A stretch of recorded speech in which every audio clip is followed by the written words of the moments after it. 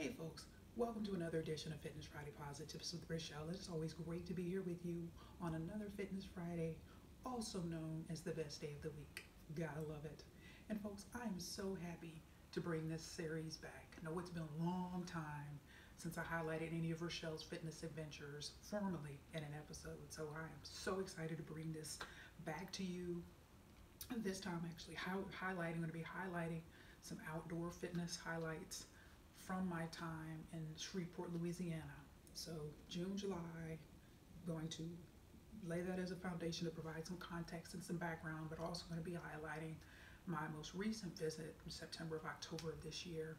And so one thing to get us started this morning, just wanted to highlight something, and that is, if there's one thing the coronavirus pandemic, also known as the Rona, you'll hear me refer to it as the Rona for the vernacular, has caused us to do is be open. Be open. I've spent some time most recently talking about the importance of being open, being willing to do things differently, being willing to change and pivot, and just evaluate where you are. If you've got a goal, how can I continue to move forward towards this goal, to achieve this goal, perhaps having different steps or doing things differently than I may have planned in the beginning. And so when we think about the coronavirus pandemic, it's caused me personally something to highlight. So travel, from a travel standpoint. So in lieu of many years having left Louisiana, always flew back for my visits. And so starting this year, actually this past June, was the first time that I actually drove home like that. Again, not assuming, yes, I drove home from Miami to Illinois, from Miami to Shreveport to Illinois, for that particular reason, obviously to go to graduate school, but not just for a leisure 1,100 mile each way trip. And so for me, not going was not an option, and so had to do things differently. Drove down, and I've highlighted those trips. Just had a wonderful time on the road. And of course, it's been a while since I've broken out my LSU Tigers steering wheel cover that I got last December in Louisiana. And so in lieu of flying, I had to be open. I had to pivot. To make this trip happen, I had to drive 1,100 miles each way, took two different routes. But anyway, had to do things differently, achieve my goals, but was open to do things differently, to try a different way. And so when we think about our fitness journeys in particular, and I've alluded to this, been doing Fitness Friday episodes and content since the fall of 2014, so more than 6 years now. And if there's one thing that's true, and one thing I've certainly highlighted many years, it was all about gyms. And so, but when I think about now and how the coronavirus, particularly in March, when gyms were shut down, I had a decision to make. I won't go into that whole pivotal week between March 16th and March 20th, but just give you the final result for those who haven't heard it. I've talked about this on a number of episodes since then. And so in the interest of time, I'm not going to go back and revisit that pivotal week, but we know that Saturday morning, March 21st of this year, went down to Rachelle's garage and had my inaugural workout at Rachelle's Home Fitness Center. And if someone would have told me in January of 2020, beginning of February 20, or even March 2020, that I would be working out at home in the month of November with no gym membership, I would not have believed it. But folks, I am certainly, and that's why I'm being so open and saying transparent. I'm very big on doing that anyway, but particularly with this aspect of my fitness journey, because you guys have watched this, and I've done that on purpose. You all have watched this unfold right before your eyes. The very first episode where I talked about something that I purchased for Rachelle's Home Fitness Center, and I had pulled my bag with some items that I had that I used to use at Powerhouse. I used to bring with me to Powerhouse gym here in Novi. Pulled that bag out, made some things happen, like my jump rope. Started out with a few things in the beginning, my agility speed ladder, and since then I've bought a number of items, and I just continue to always be on the lookout for additions to Rachelle's Home Fitness Center. But I would not have believed it at the beginning of this year. There's no way I would have believed that. And so for me, like outdoor fitness. I had zero interest in outdoor fitness, just none, just none. And so when I think back, and I've just been reflecting, I mean, actually it seems to come up quite often when I'm downstairs in Rachelle Smith Fitness Center. When I think back to my outdoor fitness, my earlier experiences, and there's certainly pivotal points along my life and fitness journey. And I think back to my first serious outdoor fitness experiences I had those in gym class under the direction of Dennis J. Hilgar at Seoul American High School. And I've talked about him in previous episodes, and I'll be the first to admit, to be very transparent, I was not a fan of his gym classes. Mr. Hilgar was old school. He had us running. I mean, I so remember. I mean, we would have to leave the Falcon around, inside the Falcon gym. We would have to run 2.5 miles. So we would have to run Collier Fieldhouse. And actually, my dad was a sports director at Collier Fieldhouse at the time. He was civil service at Yongsan. And so we would have to run laps around this huge field house. And it could be misty, it could be snowing, it could be windy, the weather could be fine. And so we would try to come up with excuses. And Mr. Hilgar was not hearing any of that. And I can picture him to this day. I mean, he had his blue members only jacket on and his whistle and his stopwatch. So folks, it's not a matter of, okay folks, you got to run this 2.5 miles and then you're finished, you're good to go. No, there was no walking and running, that 2.5 miles. So you ran that, he had a stopwatch, you got graded on your time. So if anybody just wanted to be lazy or be mediocre, you're going to get your grade's going to be affected by that. So, if you put in all your effort, you tried hard, you did well, but that man meant business. And I can picture him to this day, would just, try to come up with excuses. But I realize now what a pivotal point that was in my life and fitness journey, because you had a gym teacher, which when we look at how the CDC every year comes out with the statistics and then the number of overweight and obese individuals, so you're looking at 2/3 of adults in this country are either overweight or obese.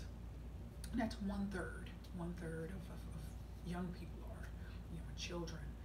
And so when you think about that dynamic, and I just think, my man, Mr. Hilgar was tough. He was a tough gym teacher, but he meant business. He took physical fitness seriously, and he pushed us hard. But now looking back, while I may have just despised the class itself, and he was the nicest man. I remember him. He was from Philly, and he would always call me, be like, "Hi, Rachel," and and I had no confidence in that, so I never used to correct him and tell him that my name was actually Rachelle and not Rachel. And so, but I think back to how pivotal that was, and how he was teaching us a lesson in regard to physical fitness back in the day. That is, you can come up with excuses. You can, it's cold outside, I don't feel like going. I mean, we can all come up with a million excuses of why we don't exercise or want to exercise or shouldn't exercise. But he wasn't hearing it. And now when I think back, obviously years later, and I think back to how pivotal that was, and how just, again, with him being an influential person as a teacher, as a gym teacher, I'm like, man, I didn't appreciate that back then, but I sure appreciate that now. Because particularly in those formative years, when you have folks that value physical fitness and realize the importance of it, and they don't let you give you a pass. I mean, yes, if you're injured, if you're sick or anything like that, yes. But just excuses because you don't want to do it, no. And so I have a great appreciation for that now. So, but think about it. So my last outdoor experience with indoor fitness was in high school under the direction of Mr. Hilgar. And so fast forward to June of 2020 in Shreveport, Louisiana. And so the reason why I want to highlight the June and July, when I was in town for about 4 weeks at that time in Shreveport, Louisiana, visiting my parents. And so during that point, and I wanted to highlight this to lay the foundation to help you understand how my thinking has evolved. Again, someone who celebrated 26 years of fitness on May 17th of this year, and how it used to be all about gyms, and how that shift has occurred throughout this year as a result of the pandemic, and how it forced me to open my eyes and be open just overall in terms of, yes, maintaining my level of physical fitness, but being willing to do it differently. And so Not going to go into all the details. Obviously, 4 weeks is a long time, but I can tell you about the mental shifts that occurred. So when I got there, of course, Louisiana is very hot, very, very hot in the summer. And so actually for a number of years, I wouldn't even go back in the summer because to visit it during the summer because it was just so hot. I mean, just oppressive humidity, just very, very hot. And so for me, once again, I was faced with a decision. What are you going to do about this fitness situation? So initially, and so let me tell you, at Oscar Willette's Home Fitness Center, there is an elliptical. There's an elliptical, and I did an episode before when I was actually in town during that time in front of that elliptical. I think my mom has had that elliptical since 2009 or 2010. There is a treadmill, and there is a recumbent bike. So initially, I thought to myself during that visit, yes, I have an opportunity. Again, gyms have been closed. I've been working out at home. Yes, I have an opportunity to get back on machines again. Yeah, this is going to be great. And so that first week, got on the treadmill, got on the recumbent bike, got on the elliptical. But folks, by week number 2, I had very, very little interest in using machines with the exception of that elliptical. And so I used the elliptical, but then I would go outside in the neighborhood and power walk or run and do things outside. And so that just goes to show you, again, by week 2 of that 4-week visit, and that just reflects my mental shift away from it has to be all about machines and inside of a gym to I'm used to working out on my own. I don't need machines anymore. I don't need the formality of machines. I know how to make workouts happen without those. And so made it happen. So again, weeks 2, 3, and 4 did mostly outdoor workouts with the exception of the elliptical. So I would typically start off on the elliptical and then go outside. And the same is true. So that's the same is true when I went back during this September and October visit. So just wanted to lay that foundation as I could see during the month of June. So gyms closed. Like my last workout in the gym was March 16th. And a formal gym was March 16th. Of course, I've worked out, in the Hampton Inn fitness rooms in Missouri.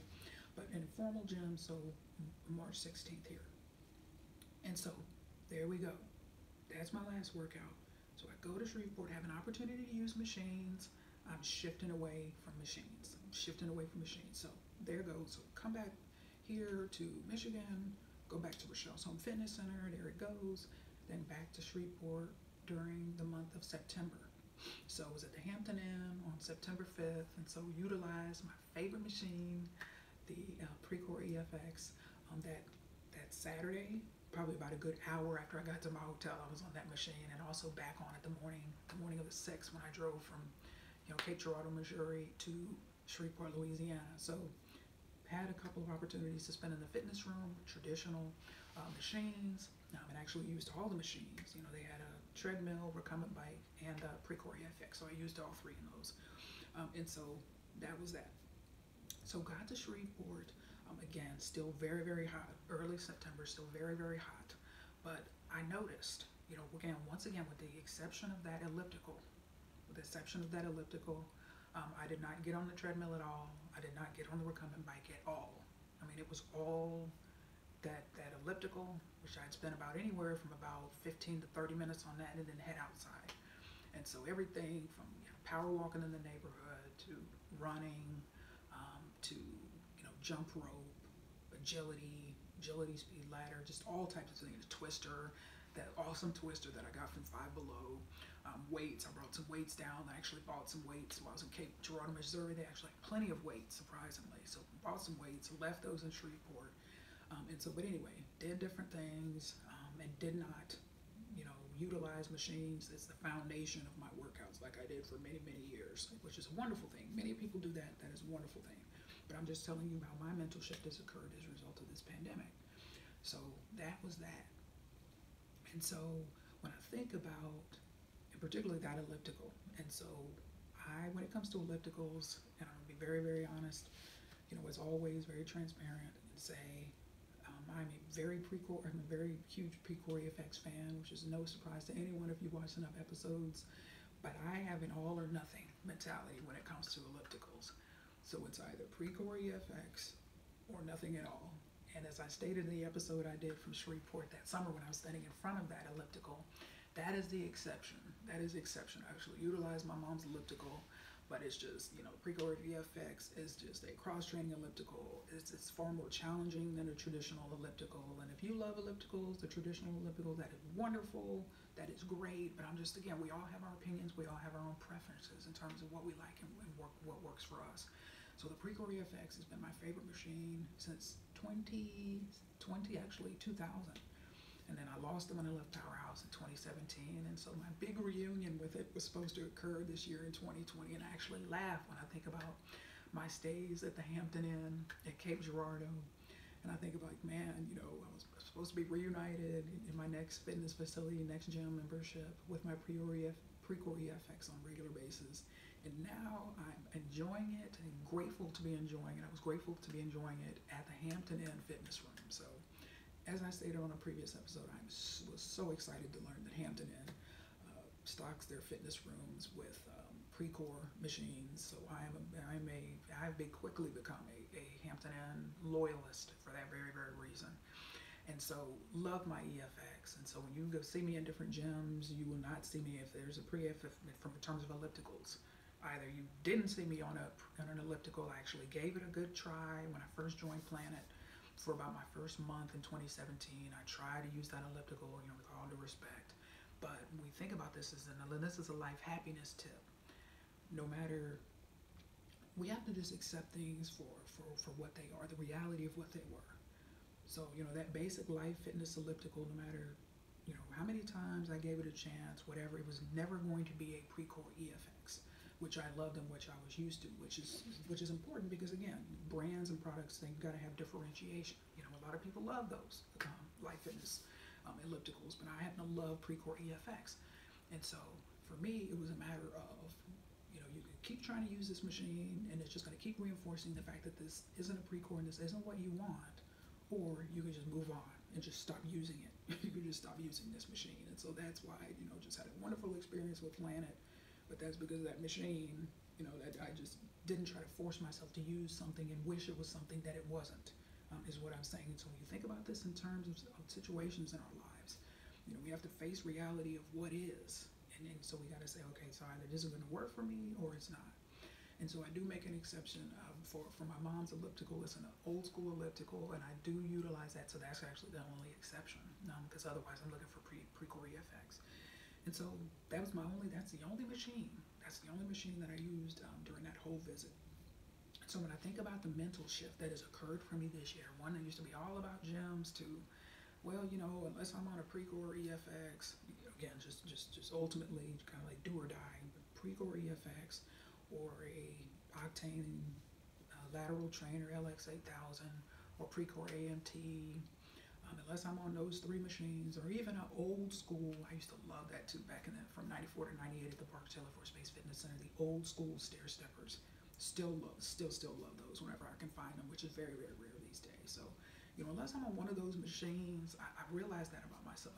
Those are my anchors, particularly, with a bare minimum, and from a membership perspective, in a gym, moving forward, it's gotta have a Precor EFX. That's just a bare minimum. And then all these other, my other machines that I just mentioned, they're certainly, wonderful, nice to have, and on top of that. But I just recognize myself and what's important to me and what I value in terms of my workouts and just being challenged. I like to be challenged. And so I need certain machines that are going to enable me to cross-train and do so. And of course, those machines that I mentioned, some of my favorite do-or-dies, are on top of the, rowing machines, on top of recumbent bikes and stationary bikes and things like that, Jacob's ladders. And so just wanted to share that. And so I'm just looking back now in hindsight here in the month of November and looking back to March when I was like, what am I going to do? Gyms are closed. And then, okay, I can power walk in the mall. That was my plan. That was certainly a plan F, I think is what I said earlier on in the year, because I had all these different things I was going to do before I was going to power walk at the mall. And then the malls closed. That particular Friday, the last day, I power walked, and I was like, what am I going to do? And so it was all about, okay, you have your house, and this is going to have to be your fitness center, moving forward. And so how I've evolved and grown in terms of outdoor fitness, which is apparent and it's certainly more applicable in Shreveport because the weather here in Novi, I mean, it's cold a lot of the months out of the year. Just outdoor fitness is certainly more of a challenge, and I just don't have the interest in that here, locally. And I know in Shreveport, it's certainly more of an adventure, like outdoor, particularly in the neighborhood.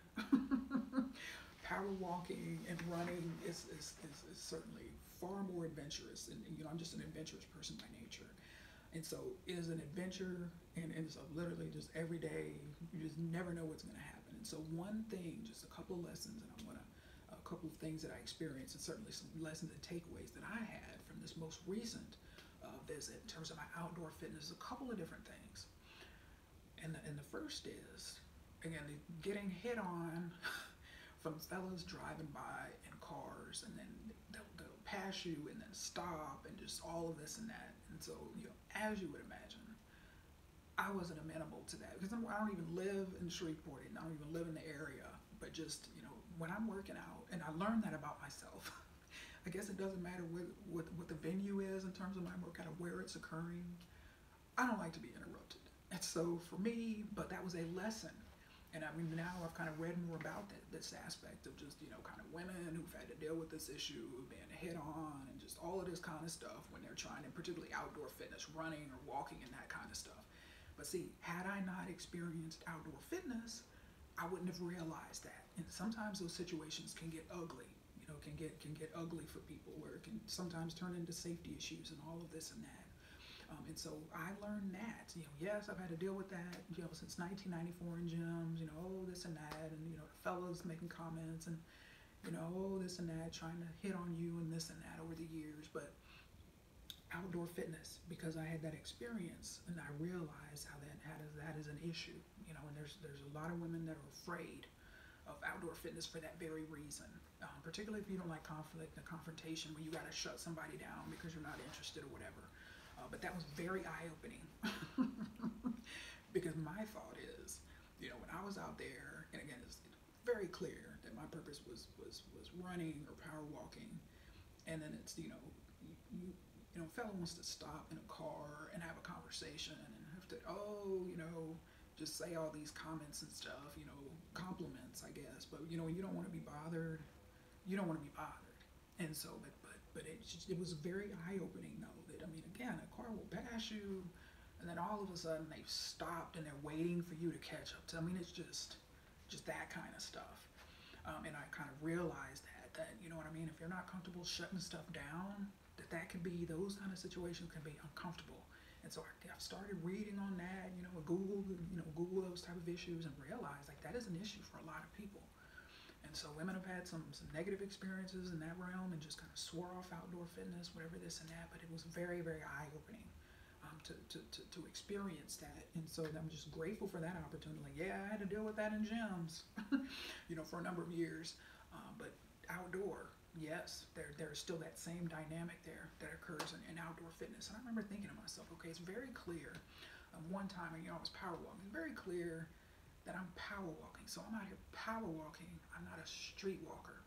So it's kind of like, what is the point of this? Like, you know what I'm saying? And so, but whatever. And so I was very, very grateful for that opportunity to be exposed and to learn that and what people go through. Of course, not just women, but men. I mean, just all kind of stuff that can happen from an outdoor fitness perspective. And I'll close with this. So as I promised, it's always an adventure when you're working out because you never know what's going to happen from an outdoor perspective. When I was out, outdoor fitness, from an outdoor fitness perspective, when I was in Shreveport. And so think about my experience and talked about encountered a stray dog. So day after my birthday, September 14th, here it is, and so I am on a main artery through the city, main north-south artery called Uri, Y-O-U-R-E Drive. So Uri Drive.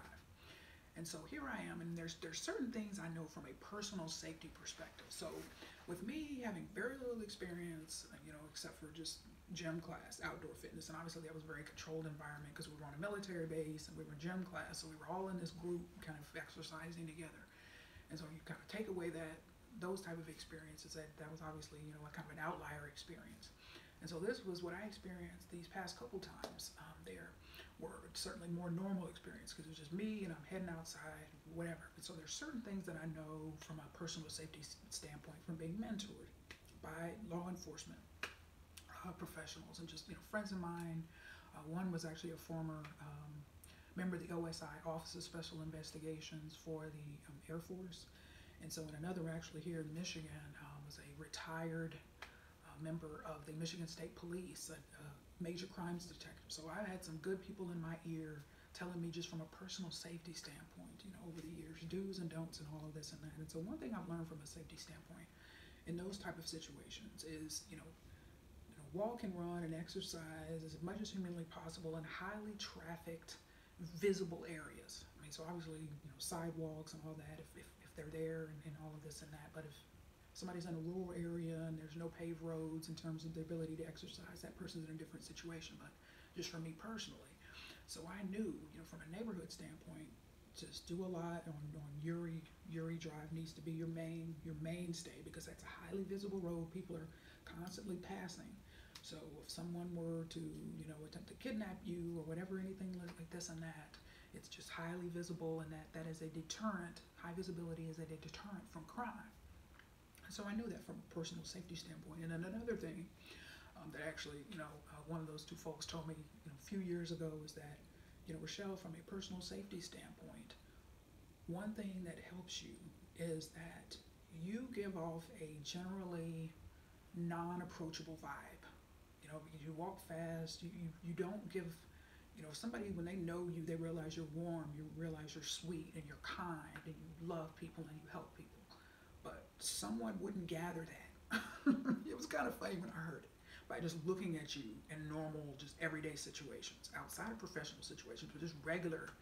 So, would-be attackers, when they're evaluating people, that approachability aspect, where many people get attacked and all of this and that, they will come up and ask for directions, or do you have this or do you have that, and then the person pulls out a gun, whatever, this and that. So things certainly happen, but I did get that feedback, is that you're non-approachable.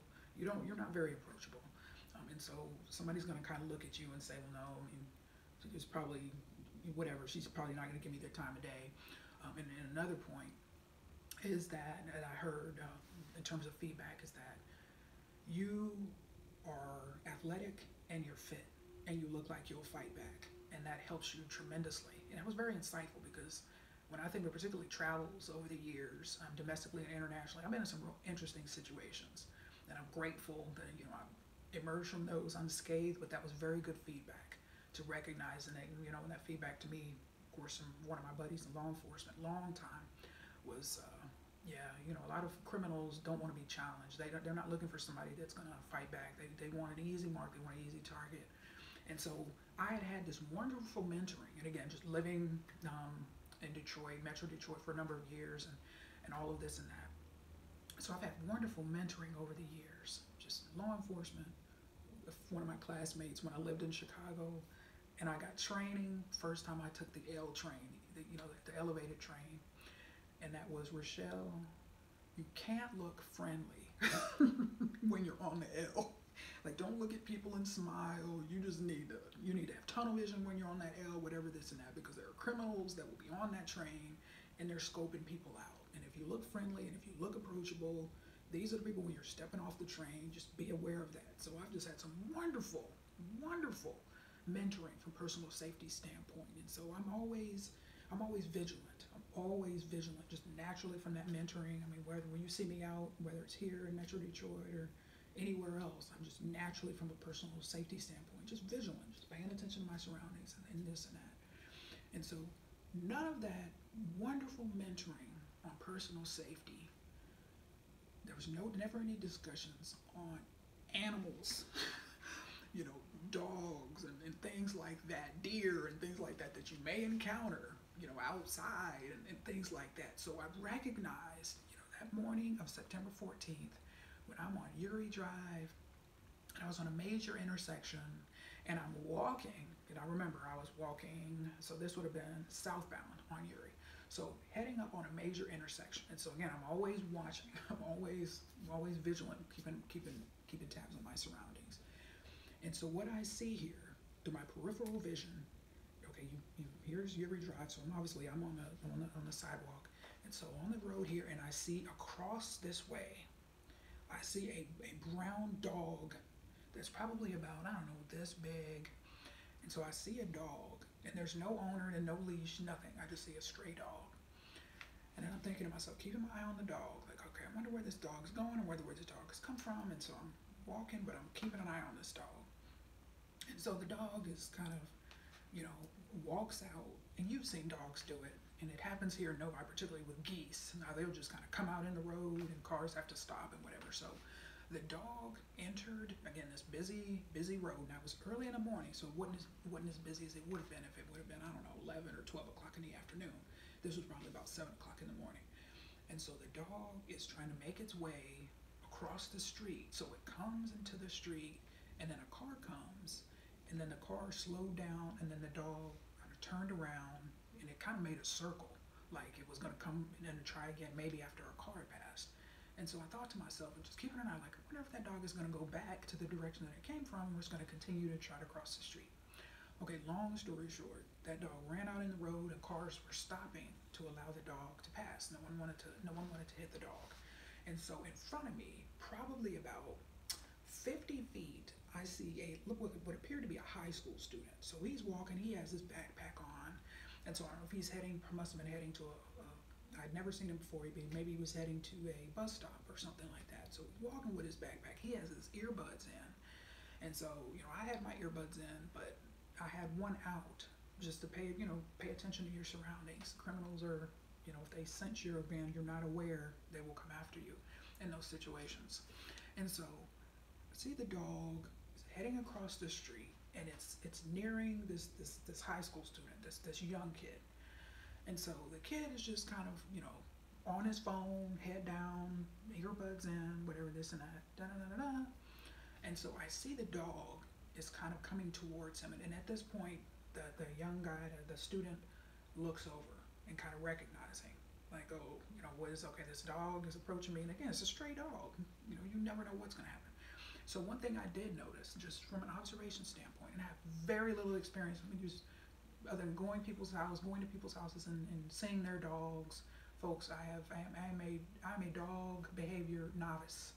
So I'm just going on just observation and just kind of, my intuition and what safety and just all that kind of stuff. This what's in my own mind, because I don't have a lot of experience, around dogs to know and read their behavior and this and that. But just observing, I'm watching the dog, and the dog is constantly smelling around, even as it was crossing the street. It was kind of focused on the ground, kind of the tongue was out, panting, and it was really looking in the ground. And I thought to myself, I said, man, I think this dog is just hungry. And the dog looked kind of thin. And so it's approaching this student. And so it looks up, whatever, this and that. And I remember thinking to myself in that moment, like, oh no. I don't have enough experience, a lot of experience with dogs, but what is this dog gonna do? What is this dog gonna do next? And so the student, kept walking, but also, you could tell he slowed down, was becoming more cautious with his steps, and the dog was walking towards him. And I'm thinking, and in that moment, again, just dog novice, I was thinking to myself, okay, Rachelle, if this dog attacks this student, what are you gonna do? What are you gonna do? And so I was thinking, okay, so do I help him fight off? Do I help him fight off the dog? And keep in mind, folks, again, it didn't occur to me, and some of you are gonna laugh, particularly those of you who've had outdoor fitness, and even I can laugh at myself now. But it didn't occur to me, because I don't have experience with outdoor fitness and just outdoor walking and all of this and that, and encountering stray dogs and all that, this and that. I had nothing in my hands but my cell phone. Nothing in my hands but, so I didn't have a stick, I didn't have anything, and neither did that student. And so the dog is approaching the student. I'm thinking in that moment, I'm gonna help him, I'm gonna help the kid fight off the dog. He's got his backpack. I've got my phone. What am I gonna use? My fists. And so, am I gonna help him fight off the dog, or am I going to sprint? That's one thing. And again, I'm athletic. Am I gonna turn tail and sprint? And so I was just sitting there thinking, like, what am I gonna do in this situation? And neither of us has anything to try to fend off this dog if it turns out to be vicious. But as I noticed, like I told you, the dog, even as it was approaching him, was panting and kept sniffing the grass and looking in the grass. And so the dog comes up to the student. At this point, the student stops because you could tell it was probably a moment of truth. It's probably what that kid was thinking. This is a moment of truth. I don't know if this is a vicious dog or not. He had nothing in his hand but his book pack and his phone. And so, but what the dog did was interesting. And again, just very minimal experience myself with dogs, but I watched what was going on. And so what the dog does, the dog never barked once. And so the dog actually jumped up on him. It had to be 3 or 4 times. Just, and I've just seen it on, TV and that kind of stuff. A dog jumped up on him like he knew him, like he recognized the kid. The kid didn't, you could tell the kid was, stepping back. But that dog was jumping up on him like he was his owner and he was familiar with him, whatever, this and that. And then I was thinking, like, does this dog, pardon me, I mean, this dog is, hungry. I think that's true. You know what I mean? The dog appeared friendly. The dog didn't bark. He was just, energetically jumping up on this strange kid. And so when the kid was backing away, and then, yes, my own moment of truth. So I don't know if he hoped that the kid had some food or a snack or whatever, but anyway, so left the kid alone, and the kid started walking off, in a quicker manner, obviously. And so then my own moment of truth came. So the dog came up to me, didn't approach me directly, but probably was about this far away. And that's one thing, and again, I'm thinking, what do I do in this moment? And there's just one thing that occurred to me, and it's just one thing, I don't know if I heard it, whatever, but I just know even from a personal safety standpoint with humans, it's just don't show fear. Just don't show fear. And that's what my classmate was trying to teach me years ago at Northwestern. She was from the south side of Chicago. She's like, on these trains, you need to look like you mean business. If you're on these trains by yourself at night, you need to look like you mean business. You don't want to look friendly. You don't want to look all of this and that, because criminals are scoping people out and sizing people up. And so even, and as I know now, obviously, but canines can do that too. They can sense fear and this and that. I've done a lot of reading, watched YouTube videos, and so when that dog was right there, and I was like, okay, so I don't have a clue whose dog this is, but it wasn't growling or doing like, or anything like that at me. The dog was just walking up to me, just appeared very, very friendly, but I didn't know what was going to happen or what that dog was capable of. And so at that moment, I said, I need to exude dominance in this situation. And I just said, get away from me. And obviously in a louder voice. It was probably the first time I've ever yelled. Like, yelling is something I don't do. But I needed to exude dominance in that situation. And then the dog, when I did that, folks, the dog backed up. And I thought to myself, okay, this isn't a vicious dog. So I guess my doing that, for those of you who've got a lot of experience in dog owners, somebody let me know.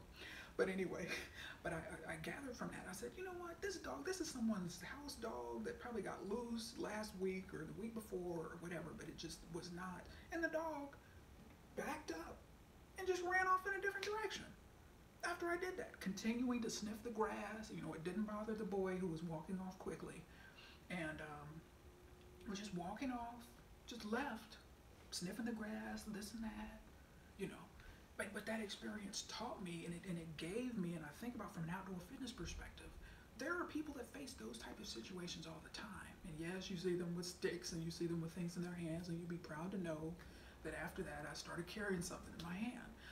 If that were to happen to me again in the future, in those situations. But if I had never had an outdoor fitness experience, and again, a normal fitness experience, not in a controlled type of environment like gym class, I would have never experienced that.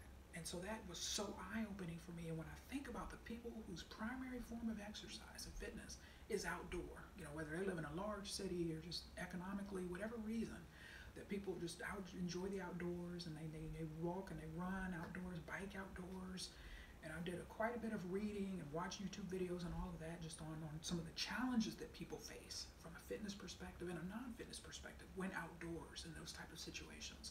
Fortunately, I encountered a non-vicious dog, but I've seen those stories about vicious dogs and stray dogs and all of this and that, even dogs with owners that are walking with owners, and the dog just goes ballistic for one reason or another and attacks kids or attacks people on bikes or those walking and running. So that was such a eye-opening experience for me. You know, Rachelle's first encounter from an outdoor perspective with a stray dog, but there's people that are so committed to their fitness that they deal with those type of potential obstacles and adversities every day. You know, and it just was so eye-opening to me. And that's one thing this fitness journey I've gotten, the coronavirus has gotten me off of my planned path of all about gyms for all of these years, and now I'm doing home fitness, and I've gathered a whole new level of understanding and respect for people who work out from home for one reason or another, as well as outdoor, dealing with potential adversities, and you just never know if a dog or something else is going to be on your path from a personal safety standpoint. You know, any type of situation where a person may want to do another individual harm, that may be working out, running, biking, and all of that, kidnapping and all of that. So folks, it was just so insightful. And yes, I'm grateful I didn't have to deal with a vicious dog, with nothing. I mean, I was totally unprepared. But you can tell just my naivete and inexperience in outdoor fitness. I didn't think, because during the months of June and July, when I was there for those 4 weeks, I was outdoors, the same area, walking and running. Didn't encounter any type of stray dog, you know. But I did on September 14th, and that was just a lesson that I needed to learn, and I'm glad I learned it. But it's just this whole journey. My traditional journey of gyms has been turned on its head in 2020, and I'm so grateful for these experiences. So grateful. Because there's a person where they're so committed to their fitness where they've got to deal with the prospect they go out running 5 days a week. Then they've got to deal with the prospect of stray dogs 5 days a week. You know, and I've learned that's, you know, not only just the Louisiana issue, and nextdoor.com, we have it here, Novi, and you can see the surrounding suburbs. And this stray dog issue, loose dog issue, people's dogs not on lease issue is a big thing for a lot of people in a lot of places. And so I've just learned so much this year that I would not have learned otherwise. Yes, I've learned some wonderful lessons in gyms. I will always love gyms, and they're going to be part of my fitness journey moving forward. 50% of that, home fitness, and then facility or gym fitness. But just the journey, the lessons, and the exposure and the experiences that I would have never had this year. You know, if the adversity, if the gym closures wouldn't have happened. Now, am I saying gyms closing was a good thing? No, I'm not saying that, because a lot of gyms have gone out of business. Fitness facilities have gone, you know, bankrupt, out of business, having financial struggles, and don't know what they're going to do, if they're going to make it. So yes, the financial aspect of that is tough, it's rough, it's sad, yes.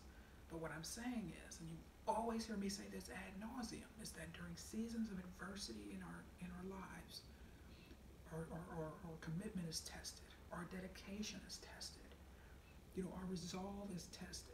Most importantly, our motives are tested. You know, and I could have had an opportunity when those gyms closed, just throw my hands up and say, oh well, gyms are closed, I don't have any way to work out. And so for me, going back to those early life lessons, like Mr. Hilgar, gym teacher, saying, oh no, there are no excuses. You get out there and make it happen. You run. I don't care if it's snowing outside.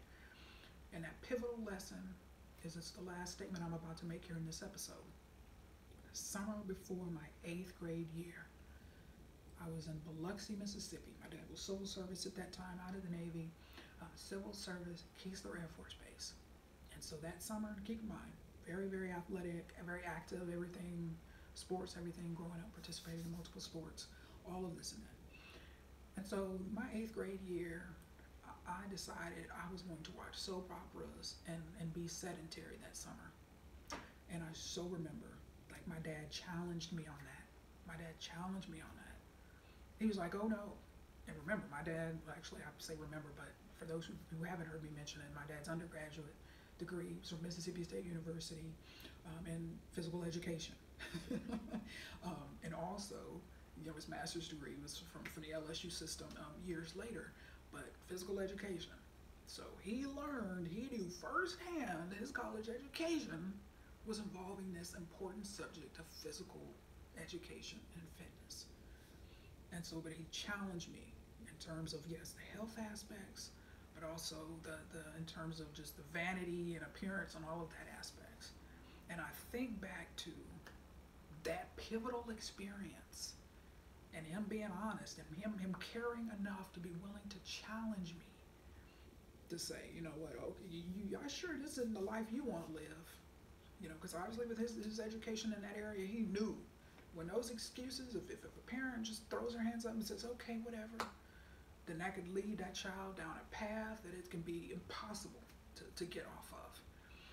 And I was telling someone the other day, and I said, you know, the only difference between me, you know, leading these Fitness Friday episodes for the last 6 years and being passionate about fitness for the last 26 plus years, 26 and a half years, that I formally will say May 17th, is that I had a parent that challenged me and that cared enough to challenge me and say, I assure you, you really don't want to go down this path. Cared enough versus, you know, from time to time I'll tune into, with all due respect, my 600-pound life on the TLC channel. And I just say, you know, what is the difference? Why am I not on that show? You know, why am I not on that show? And I say the only difference is, and you watch enough of those episodes, particularly early in life, when those respectfully speaking, those eating behaviors got out of control early on, when a lot of those people were children and it started. And I say, man, you know, the only difference, that's the only reason why I'm on Fitness Friday and possibly not on that show, is because I got challenged. You know, I got challenged in gym class. And from a gym teacher was like, oh no, you people think you're just gonna sit around and talk to each other and you're not gonna do these activities, jumping jacks and running miles and all this stuff. Not happening. Thanks to Dennis J. Hillcar. You know, and lastly, 1994 to 1998, my first gym, Barksdale Air Force Base Fitness Center, where I was in that environment where it was no excuses. Again, military, they've got PT, you know, they got PT tests they have to do every year. There's fitness and there's readiness and all of that. Expectations and standards for members of the military forces. And so when I think back to that, I think just getting my gym teeth cut formally in that type of environment, where now for me, when I face that pivotal decision this year on March 21st, what do I do? Do I work out at home or do I give up? And I think it's the combination of those experiences, my formative years early on, that said, giving up in fitness is not an option. It is just not an option. Not working out at all is not an option. So you got to find a plan B. You got to make some stuff happen. Just because not being physically fit, you know, is not an option. You know, letting your health go and all of this and that is not an option. And so I just think back and I'm so grateful for this year. I'm grateful for these experiences that I would not have had otherwise. They have make me a better person, a better fitness professional and leader. And so I'm just far more certainly relatable to our people who work out outdoors, and then people have to do things in their driveway. I did some of that when I was in Shreveport, worked out, did some cardio stuff in the driveway and in the backyard. You do what you gotta do because you're committed. So adversity comes to all of us, folks. And you've seen it come to me in fitness. I've been very, very transparent with you this year. But I'm grateful. I'm not resentful because I can't go to gyms like I want to and whatever this and that. Yes, gyms opened here in Michigan in early September. I was out of town, but then I canceled my membership. It was formal on September 22nd. All right, so I'm making this thing work at home until the next chapter of my fitness journey. But I'm grateful. I'm grateful for everything that I've been through this year from a fitness perspective. It's made me stronger. It's developed my character. It's tested my resolve and my commitment, yes, in various aspects of life, but certainly in fitness. And so I'm leaving you with this. You know I love Dollar Tree. So in the blueberry lemonade that I highlighted last week that I purchased at the Ann Arbor location, I also purchased this, was amongst my purchase. Always find joy in the journey. This is one of the biggest things I love about Dollar Tree. You get these inspirational type of things in that store just so often. Always find joy in the journey. No matter what happens in your life, whether you're on a valley or in a deep valley or on the mountaintop, folks, we've got to find the joy in our lives and on the journey. So I just had to share that with you. Next time, I'm going to have a leadership episode. I'm going to come back to some topics that in terms of being open and pivoting and being willing to do that. I'm going to talk a little bit more about the perils and the positives of a drifted gaze. And then the week after that, I'm going to talk about is going to be one that's been in the works for a little while now. I can't believe I talked about gym member signups. as well as cancellations. We're going to talk about, particularly with heavy emphasis on gym cancellations, some do's, some don'ts, my own personal experiences. So I can't wait for that particular episode. So folks, it's been great as usual. Thanks so much for your time and attention and support all of these years. So I can't wait until next week. Talk a little bit more about leadership and fitness. But until then, remember, I am positively passionate about your fitness, leadership, and success.